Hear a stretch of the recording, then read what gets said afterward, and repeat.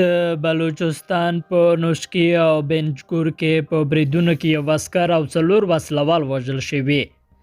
د بلوچستان په بنجګور او نوشکی سیمو کې وسلوالو د امنیتي ځواکونو پر 2 کمپونو بریدونه کړي چې یو عسکر پکې وژل شوی او په جوابي بریدونو کې 4 وسلوال هم وژل شوي دي.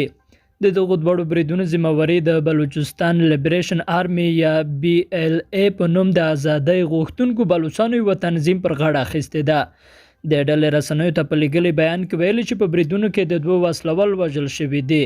د پاکستان د پوځ د اطلاعاتو څانګې په یو بیان کې ویلي د ایران پولې ته نږدې په بنجګور سیمه کې وسلوالو له 2 ځایونو څخه د امنیتي ځواکونو کیمپ ته د ننوتلو هڅه کړې، خو وايي پوځیانو یې مخه نیولې ده.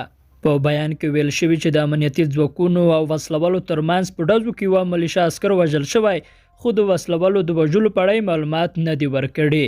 وایي د ډزو پر مهال وسلوال د پیښې له ځایه تښتېدلي دي. د پوځ د مطبوعاتو دفتر وایي په نوشکی سیمه کې وسلوالو د ملیشه ځواکونو دفتر ته د ننوتلو هڅه کړې چې وایي په جوابي ډزو کې 4 وسلوال وژل شوي او یو پوځي افسر ټپي شوی دی. په کورنیو چارو کې د بلوچستان د وزیر اعلی صلاحکار ضیا وایي د بنجګور په پیښه کې 6 عسکر ټپیان شوي هم دي. د نوشکی سیمې ځایي خلکو د BBA ډیوا خبریال حمید شمسور ته ویلي چې لومړی د ملیشه ځواکونو هیډ کوارټر ته نږدې زورورې چاودنې وشوې او بیا په دمه تر ډیره وخته له دواړو اړخونو ډزې روانې وې.